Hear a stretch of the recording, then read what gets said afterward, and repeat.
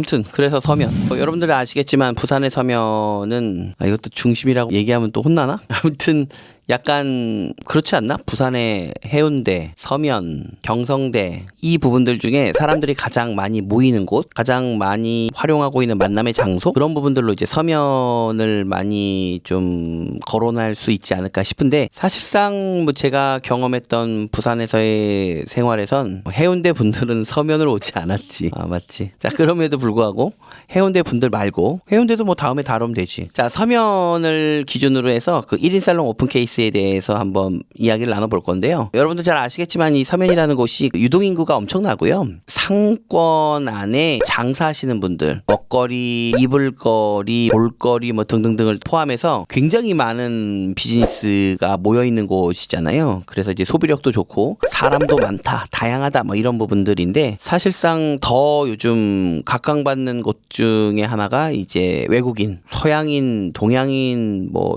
가리지 않고 정말 많은 외국인들까지 동원되는 도시가 됐다 보니까 엄청난 그 유동인구를 자랑한다라고 좀 보여져요. 조금 더 상세하게 이야기를 해보도록 하겠습니다. 우선 서면이다라고 하면 서면도 사실 위치가 다르잖아요. 이게 이제 롯데백화점 쪽의 위치냐 아니면 주디스테와 쪽이냐 아니면 조금 더 나아가서 점포에 가까운 시장이냐 어디에 위치하고 있느냐도 분명 차이는 있을 걸로 예상이 돼요. 그 이유가 말씀드렸던 것처럼 서면은 외부에서 유입이 되는 형태다 보니 SNS가 기반이 될 거고 그러면 외부에서 유입이 된다라고 했었을 때 외부 유입에 적합한 위치여야지. 물론 워낙 부산이 크니까 예를 들어서 서면 이렇게 있고 동서남북이 있다라고 쳐요. 자, 동서남북 안에서 어느 쪽에는 이제 롯데가 있고 어느 쪽에는 점포가 있고 어디에는 주디스테와가 있고 이렇게 있다. 라고 하면 오픈을 하려고 하는 사람이 어느 위치에서 고객을 유입하는 것이 유리한지 예를 들어서 오픈하는 사람들이 기존에 이제 20대 디자인을 탁월하게 잘한다 라고 하면 이 20대들이 어디에 많이 거주하느냐가 중요할 것 같아요. 그렇죠? 이런 어느 위치에서 사람들이 많이 올 것인가 내가 잘하는 20대 디자인으로 20대가 어떤 상권에 가장 많이 살고 있고 그 상권에서 살고 있는 사람이 찾아오기 굉장히 유리한 그러한 환경이나 위치가 정말 중요하다라는 거지. 그러한 곳에 오픈을 하는 것이 가장 이상적인데 사실 그게 쉽지 않죠. 이따가 설명드리겠지만 자본력에 따라서 아무래도 보증금이라든가 임대료라든가 이런 불편한 요소가 있잖아. 사실 불편하잖아. 내가 총 투자액이 1억이 있다. 1억이 있으면 1인샵 아름답게 하지. 근데 뭐 한 6천 있다 라고 하면 그럼 당연히 자본력에서 밀리다 보니 내가 서면에 어느 위치에서 해야겠다라는 마음가짐보다 서면이면 되지 않나? 뭐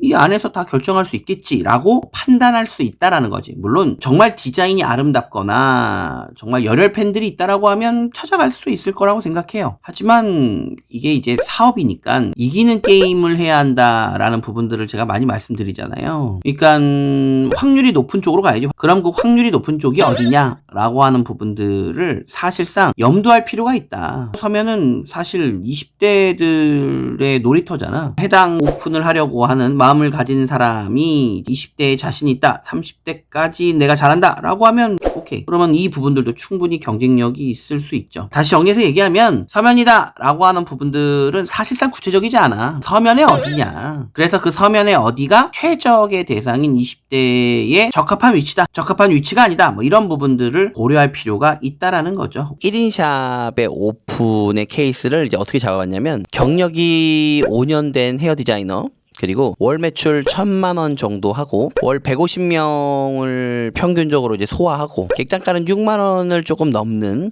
그러한 디자이너가 부산 서면에 1인 샵을 오픈했을 경우 뭐 두둥 뭐 이런 거 해야 되나?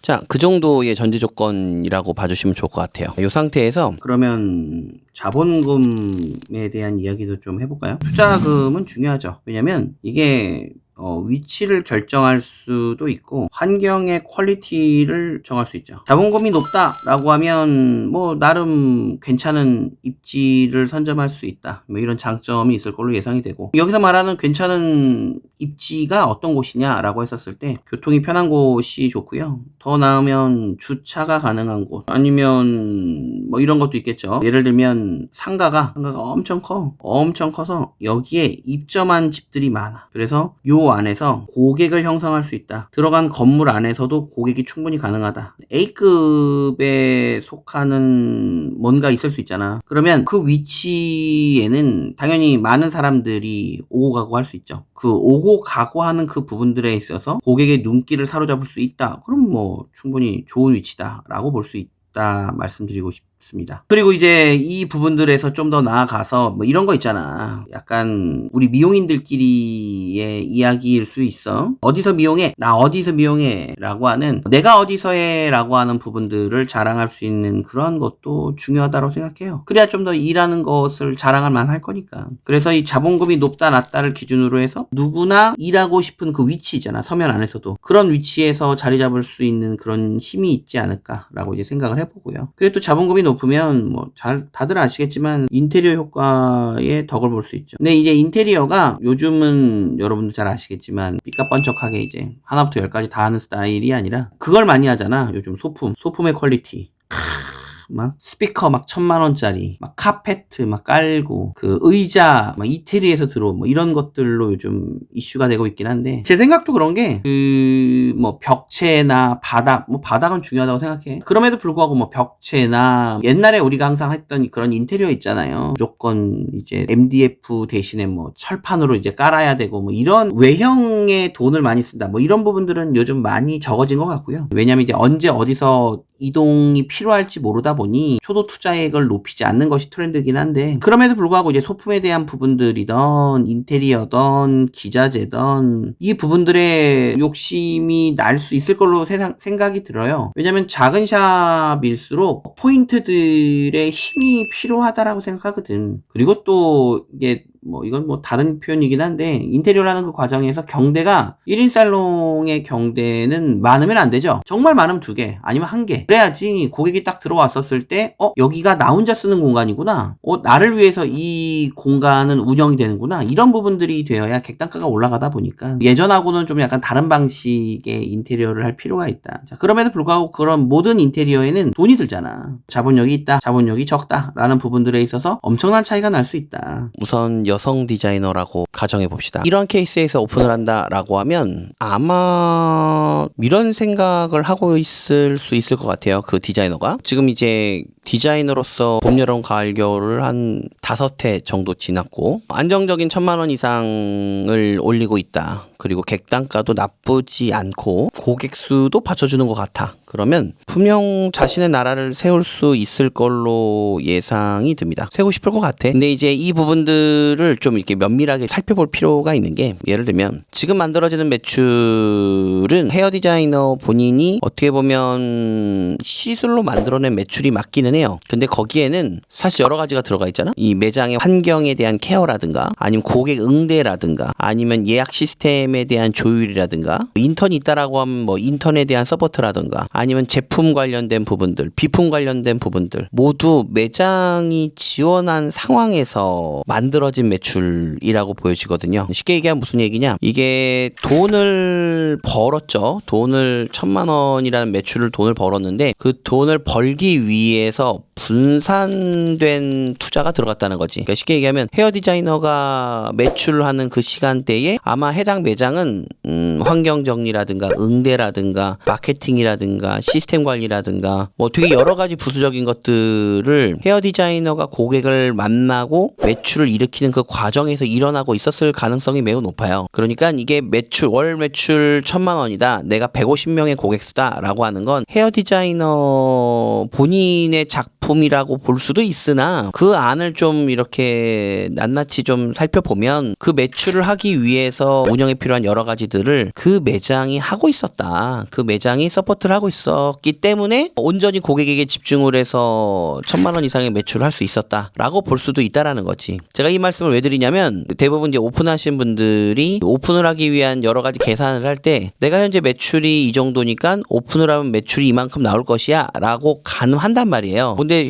현실은 그렇지 않아. 왜냐면 막상 오픈을 했다라고 하면 내가 고객을 모시는 시간들 외에 굉장히 많은 시간들을 써야 되거든. 물론 요즘은 많은 디자이너들이 고객을 개인적으로 관리하는 곳들도 많고 이제 SNS를 얼만큼 하느냐에 따라서 고객들이 이제 디자이너 이동에 동참하는 경우들도 있지만 사실상 고객이 그 해당 디자이너를 찾는 이유가 정말 아름다움을 계속 이어가기 위해서 찾는 사람들도 있고 사람에 대한 어떤 매력이 너무 좋아가지고 그래서 같이 이동하는 경우들도 있다라고 생각을 하는데 그렇지 않은 고객들도 정말 많잖아요. 거리가 가까워서 주차 공간이 좋아서 아니면 인테리어가 너무 좋아서 이 규모 있는 이 여러 가지 요소들이 좋아서 그리고 내가 어디 다녀 라고 이렇게 자랑할 수 있다라고 하는 그런 어떤 또 요소에 마음에 들어서 큰 살롱을 다닐 수도 있다라고 보는데 이게 이제 작은 살롱으로 간다라고 했었을 때 고객이 100% 따라오지 않을 가능성도 꽤 있단 말입니다. 따라올 수 있나?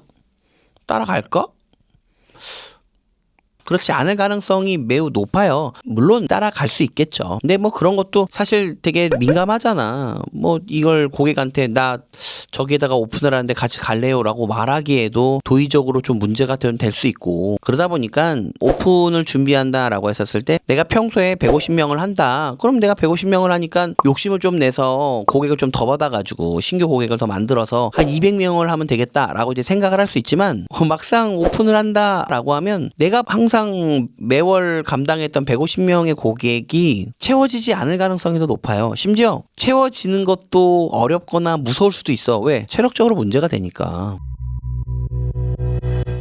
이게 얼마만큼 매력적인지 원장님이 기술력 어떠한지 일지 수용력 이 뭐야 한 번에 몇 명을 담을 수 있는지 그리고 고객을 경험 얼마만큼 많은 고객들을 경험했는지 체력 밥을 먹지 않고 10명을 소화할 수 있겠는가 라는 느낌이겠죠. 많죠. 매력 예쁘다 예쁘지 않다 보다 고객의 마음을 얼마나 사로잡느냐 캐치하냐 요 게임이라고 생각하고요. 기술력은 뭐 다 잘할 필요는 없어. 시그니처가 있다라고 하면 시그니처만 정말 잘한다 라고 하면 베스트. 만약에 그게 아니다 하더라도 내가 기술력을 올리기 위해서 많은 투자를 했다. 공부도 했고 트레이닝도 했고 시간도 썼고 그럼 오케이. 자, 일치 수용력 아까 제가 말씀드렸지만 고객수 기반보다는 이제 객단가 기반이 맞다라고 했지만 그럼에도 불구하고 고객은 자기가 오고 싶어하는 시간대에 올 가능성이 높고 그리고 시술을 하다 보면 딜레이가 되는 과정에서 고객들의 숫자가 늘어날 수 있어. 병목 형상이 일어나다 보니까 그래서 이제 손님을 이렇게 어떻게 보면 소화할 수밖에 없는 상황들을 만날 수밖에 없다라는 거지. 일치 수용력 내가 얼마만큼 많이 담아낼 수 있느냐 고객을 깔아놓고 내가 고객을 소화하는 그 동선 게임을 얼마나 잘할 수 있느냐 이게 중요하다고 생각하고요. 고객 경험 아까 대충 말씀드렸죠. 이제 그런 거지. 나하고 딱 맞는 고객들과의 어떤 경험 뭐 이런 것도 중요한데 예를 들어서 내가 시그니처가 단발이다 라고 하면 단발 고객들을 몇 명을 만나봤느냐 만난 고객들의 봄, 여름, 가을, 겨울을 추적해서 관리해봤느냐 단발 고객들의 뭐 연령별 차이도 이해하고 있느냐 모질별 단발을 얼마만큼 이해하고 있느냐 단발에 들어갈 수 있는 펌에는 어떤 것들이 있고 그 펌들 중에 이제 가장 이상적인 나만의 시그니처 펌은 무엇이다 등등의 얼마나 많이 이제 경험을 했느냐 경력과 관계없어. 그것도 이제 전투력이라고 볼 수 있죠. 자 그리고 마지막에 체력 10명을 밥 먹지 않고 소화할 수 있는 능력이 있다. 이기는 게임이지. 아까 말씀드렸던 것처럼 먹고 할 수도 있죠. 먹고 버틸 수 있느냐 저는 이것도 중요하다고 생각하고 이런 것들이 모두 합쳐서 전투력이라고 볼 수 있죠. 이 전투력이 높다라고 하면 뭐 아까 말씀드렸던 서면에 어디에서 하던 자본금이 높던 낮던 다 필요 없어. 비즈니스 타입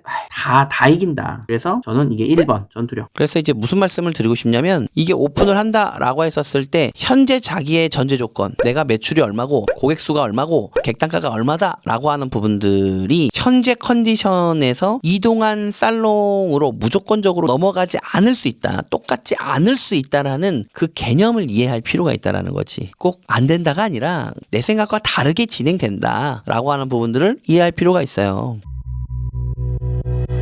전제 조건에서 시그니처가 무엇이다 뭐 이런 것들을 다루진 않았어요. 근데 시그니처가 뭐 예를 들어 단발이라고 할게요. 단발의 시그니처가 명확한 헤어 디자이너였다면 매출이 1,000만 원일 리가 없어요. 그럴 리가 없어. 디자인 5년차 경력에 고객과의 어떤 그런 관계십이라든가 내가 시그니처를 구현했던 총량이라든가 그리고 자신감? 5년차가 갖고 있는 그 자신감 때문에 고객과 상담을 하는 그 과정에서 절대 밀리지 않을 거란 말이야. 무슨 말이냐면 시그니처가 명확하고 이제 손기술이 발전했고 자신감이 생기고 많은 노하우들이 만들어진 그 타이밍에서 시그니처까지 어느 정도 빛을 발하는 상태에선 1,000만 원이 나올 리가 없죠. 한 2,000이 어렵다 하더라도 1,500 이상은 무조건 나옵니다. 정말 안 나올 수가 없어. 경력 5년을 이렇게 봐야지. 어디서의 경력이냐. 예를 들면 소속 매장이 1억을 했다.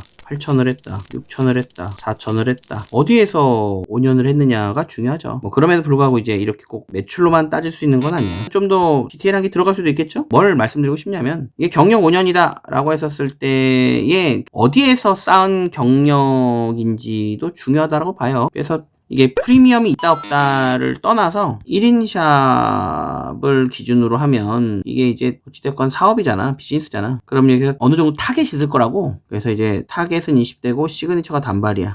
이거 뭐 전투력이 엄청난 여성들이죠. 20대 때 단발을 했다라는 건 기도 셀 거야. 쉽지 않을 거야. 자, 그러면 이러한 형태의 비즈니스 방향에 내가 과거에 경험했던 이 경력이 얼마나 도움이 될 수 있는가. 이제 이거지. 물론 고객 수가 많고 직원 수가 많다. 그래서 질서를 배우고 문화를 배우고 경쟁을 배우고 이런 것들을 배우면서 이제 되게 다양한 그런 성장을 이룰 수 있었을 것 같아요. 그런 성장과 애티튜드를 가진 자들이 1인 샵을 했다. 그럼 뭐 그 나름대로 이렇게 장점이 될 수 있을 것 같기는 해요. 근데 이제 거기에서 몇 년 동안 샵에서 보내준 고객만으로 이제 매출을 했다. 아니면 인턴과 함께 호흡해서 매출을 만들어냈다. 그 브랜딩이 굉장히 우수한 곳이라서 고객이 많고 객단가가 높아서 매출을 했다. 뭐 이런 부분들이었다면 1인 샵에는 적합하지 않을 것 같기는 해요. 근데 이제 그런 케이스에서의 활동이 아니라 그냥 나 자신 직전 또는 과거의 그 살롱 경험을 할 때 거기에서 내 디자인을 가지고 많은 고객을 유지했다. 그리고 내 디자인에 대한 철학과 매력이 고객에게 SNS로 정확하게 전달이 됐다. 뭐 이런 식이라고 하면 굉장히 가치 있는 곳에서 경험을 쌓았다. 이렇게 볼 수 있을 것 같아요. 그래서 어떤 곳에서의 활동으로 성장을 했는가, 그 성장은 1인 샵 비즈니스에 적합한가, 이런 부분들을 좀 봐야 되지 않을까라고 설명을 드리고 싶습니다. 그래서 전제 조건에서 이제 시그니처에 대한 명확함은 드러내지 않았어요.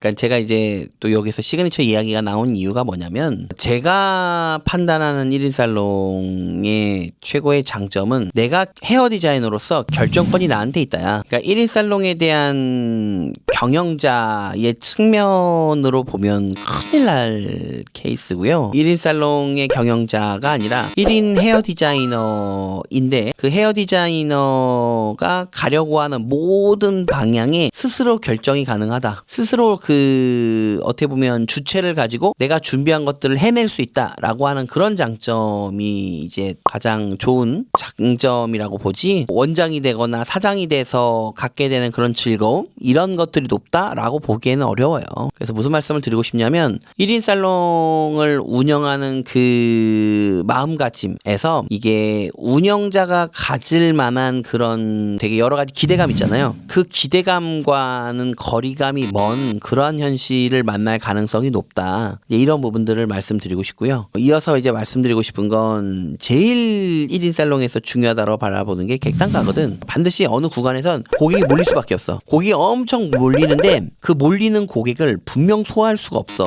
그러면 몰리는 고객을 소화할 수 없다라고 하면 주변 미용인들 입장에서 보면 그러면 고객이 알아서 다른 예약 자리를 찾아오지 않을까? 찾아올 수 있지. 이 시그니처가 명확하고 그 시그니처가 대체 불가하다라고 하면 하면 다른 날 어떻게 해서든 찾아가서 머리 할 거야. 근데 그게 시그니처가 명확하지 않고 대체 불가하지 않다라고 하면 아니 예약하러 딱 들어갔는데 자리가 없으면 옆집 가겠지. 당연히 1인 살롱은 규모라든가 아름다움을 구현하는 사람의 숫자가 이제 적잖아요. 한 명밖에 없으니까 소화할 수 있는 사람의 양이 정해진다고. 그 최고의 단점들을 이해하는 그 과정에서 내가 가져가야 할 어떤 그런 매출의 크기가 차이가 없다, 안정적이다 라는 부분들을 만들기 위해서는 객단가가 필요해요. 단가가 높아야 된다고. 단가가 높아야지만 이 부분들에 어느 정도 불편함 없이 버틸 수 있는 시간적 여유가 생겨요. 이게 어렵습니다. 단가가 낮으면.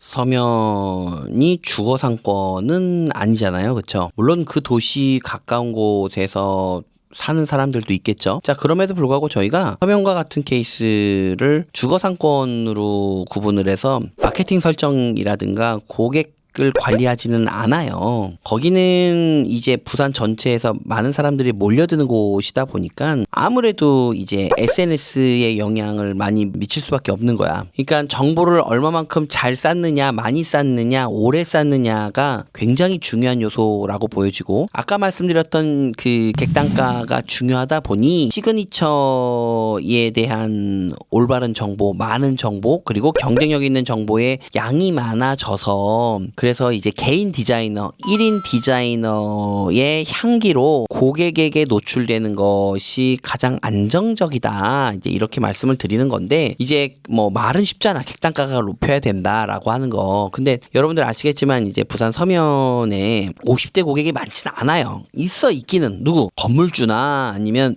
거기서 장사하시는 분들이 있기는 한데, 그럼에도 불구하고 그 연령대의 고객 수요가 적다 보니 서면이라고 하면 20대와 30대를 베이스로 해서 이제 어떻게 보면 우리가 그들이 좋아할 수 있을 만한 디자인을 시그니처로 잡았을 때 경쟁력이 있다라는 거예요. 그래서 이제 제가 제안드리고 싶은 건 이런 거지. 아까도 말씀드렸지만 객단가가 높아져야 되거든. 그럼 부산의 20, 30대가 좋아할 만한 디자인은 무엇인가? 그 디자인에 대한 레퍼런스는 누가 있지? 그럼 그 레퍼런스를 한번 좀 살펴보고, 이렇게 피드를 올린 집들이, 이렇게 릴스를 올린 집들이 경쟁력이 있구나. 그럼 이러한 경쟁력을 기준으로 해서 내가 이렇게 정보를 만들면 되겠구나 라고 하는 기준점을 가지고, 그 기준점을 통한 시그니처를 생산하는 것이 가장 중요하다. 그리고 시그니처를 정했으면 그 시그니처가 얼마만큼 나와 최적화되어 있는지, 잘 맞는지에 대한 구현하고 있는 그런 과정이라든가 그런 태도에 대한 부분들도 SNS 정보에 올릴 필요가 있고요. 또 내가 정한 시그니처로 만족하고 나에게 충성을 맹세는 좀 그렇다. 나랑 좋은 관계가 만들어진 그 고객과의 어떤 인터뷰라든가 그런 이미지라든가 미소라든가 이런 부분들도 정보 안에 반드시 들어가야 될 필요가 있다. 그런 것들이 정기적으로 들어가야 뭐가 되는 거야? 객단가가 올라가는 거야.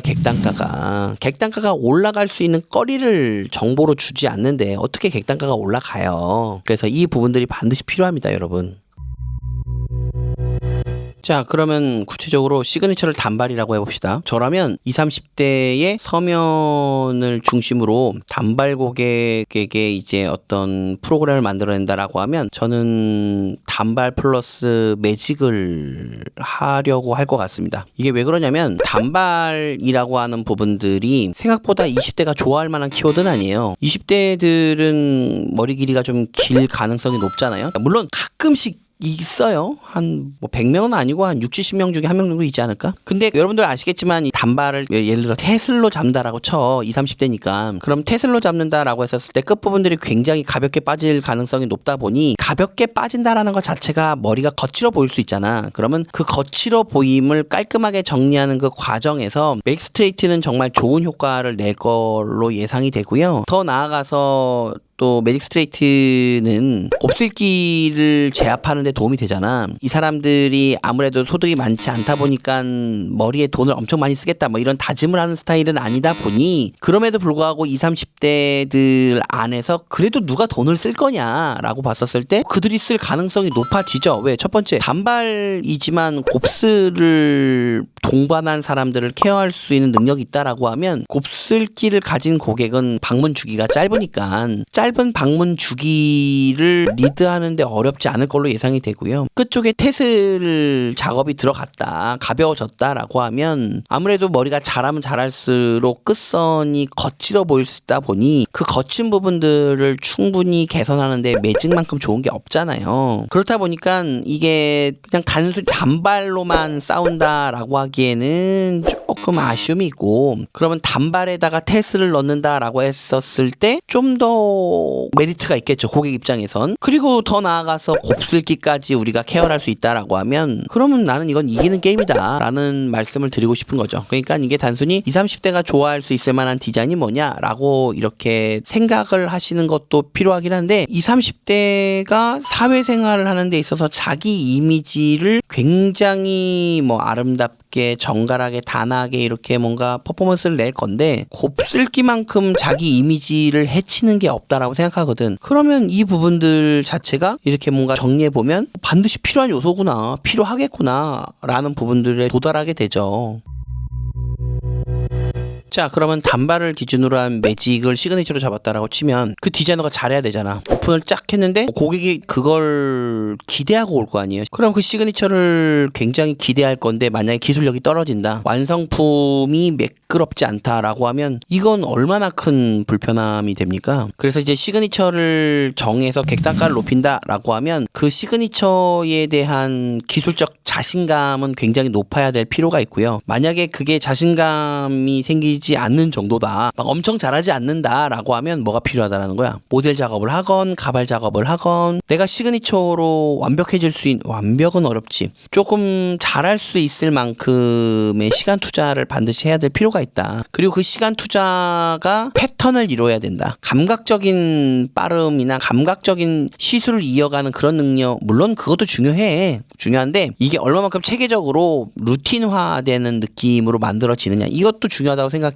왜? 아니 그래야 100명이 오던 1000명이 오던 내 루틴에 맞춰서 내가 시간을 뺄 거 아닙니까? 내가 감정적으로 오늘은 뒤에 머리부터 했다가 내일은 앞머리부터 했다가 이럴 수는 없잖아요. 그래서 기술적 자신감을 올리기 위한 여러 준비가 필요하다. 트레이닝이 됐건 아니면 학습이 됐건 뭐가 됐건. 그리고 또 뭐가 필요하다? 자꾸 필요한 것만 얘기하네. 그러니까 만족 사례가 필요하잖아요. 만족 사례는 뭐야? 리뷰 아니야. 리뷰에서 얼마만큼 이 사람이 단발을 잘하느냐, 단발을 했었을 때에 대한 그 고객들의 좋은 반응은 어느 정도다, 이런 부연 설명들이 계속 이어져야 시그니처로서의 가치가 올라가고 이게 고스란히 고객 관계 또는 예약에 드러날 필요가 있다. 그래서 이게 1인 살롱에서 예전처럼 이제 디자이너를 하는 그 과정에서 만나는 그 고객 수, 이 고객 수를 유지하는 것 자체가 쉽지 않다 보니 적은 고객이라 하더라도 좀 기분 좋은 객단가, 이제 이 부분들이 만들어질 필요가 있고, 그 과정 안에서 다양한 정보가 필요하다는 거죠. 블로그도 필요하고 리뷰도 필요하고, 많을수록 좋지. 구글까지 있고 틱톡도 있고 유튜브도 있다라고 하면 더할 나위가 없지. 근데 그것까지 하는 게 이제 쉬운 일은 아니니까,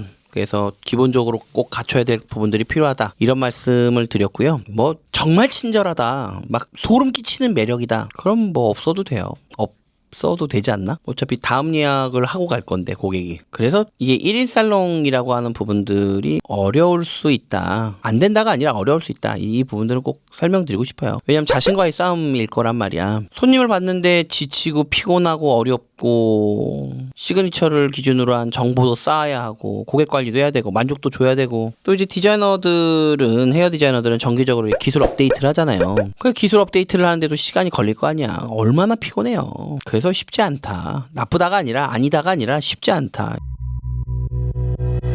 그리고 과거에 활동을 하는 데 있어서 고객수 기반의 활동을 했느냐, 객단가 기반의 활동을 했느냐도 중요하지. 이게 뭐냐면, 고객수라는 것은 고객의 마음을 훔쳐서 이제 아름다움을 리딩한다 라기보다는 많은 고객수를 받아낸다, 이런 캐릭터인지, 아니면 고객의 마음을 뺏어서 내가 정말 많은 손님을 소화하기보다는 한 사람 한 사람을 이제 VIP로 이제 디자인을 하겠다, 이런 느낌도 중요하죠. 이게 다르거든, 스타일이. 근데 이게 고객수 기반의 사람들은 적합하지 않다고 생각해. 정답은 없는데 왜 이제 이 말씀을 드리냐면 이건 기본적으로 받쳐줘야 돼. 들어와야 돼, 고객이. 여러분들 잘 아시겠지만 이제 고객 수가 늘어나야 한다라고 하면 이게 오픈샵이잖아. 그러면 오픈 매장에서 고객 수가 들어오려면 어떻게 해야 돼? 기본적으로 가격에 대한 요건들이 맞춰지거나 아니면 브랜딩이 되거나 이게 이제 초반 러시에 도움이 되지 않겠어요? 근데 오픈했기 때문에 브랜딩은 뭐 불가능하고, 물론 뭐 어느 브랜드 출신이다, 어디서 왔다, 이런 뭐 그럴 수도 있어. 빠른 시간 안에 브랜딩이 될 수도 있지. 근데 이게 뭐 사실 쉽지 않다라고 생각하고, 그럼 이제 가격 논리를 가지고 이제 시작을 해야 되는데, 여러분들은 아시겠지만 이제 1인 살롱에서 가격을 가지고 게임을 뛴다가 쉽지가 않아요. 왜냐면 이제 내가 하루에 10명을 소화한다라고 하는 게 이게 생각보다 어렵거든. 고객수 기반의 디자이너들은 10명 뭐 무슨 10명이야 15명 20명도 할 건데, 그럼에도 불구하고 10명을 소화하기가 쉽지 않아. 아까도 설명드렸지만 이게 1인 살롱의 특성상 혼자 뛴다라고 하면 10명을 소화하는 것도 굉장히 힘든 일이라는 거지. 이게 쉽지가 않아요. 그럼에도 불구하고 10명을 하기 위해서 가격을 낮췄다라고 전제 조건을 잡으면 객단가가 이제 아무래도 낮아질 거 아니야. 예를 들어서 가격으로 훔치는 거, 염색을 예를 들어서 뿌리 염색이라고 해볼게요. 뿌리 염색을 35,000원 했다 칩시다. 와, 죽을 수도 있겠다. 여러분 10명 하면 얼마야? 35만원. 그 35만원 곱하기 22일 5일 근무할 거니까, 그럼 22일 하면 얼마야 매출이? 이 생각보다 그게 쉬운 일이 아니라니까. 그래서 비즈니스 타입, 기존의 비즈니스 타입이 이제 어떤 형태냐, 이제 고객 수를 베이스로 했다 그러면 객단가를 올릴 수 있는 내가 성격인가? 고객이 많이 들어오지 않아도 한 고객에게 한 땀 한 땀 마음을 들여서 이 사람을 내가 로드맵을 짜서 리딩할 수 있을까? 이런 부분들을 현실적으로 고민을 해봐야 된다는 거지. 그래서 1인 샵에 대한 부분들을 계산할 때 본인의 비즈니스 타입도 고려할 수 있어야 된다는 걸 이해할 필요가 있어요.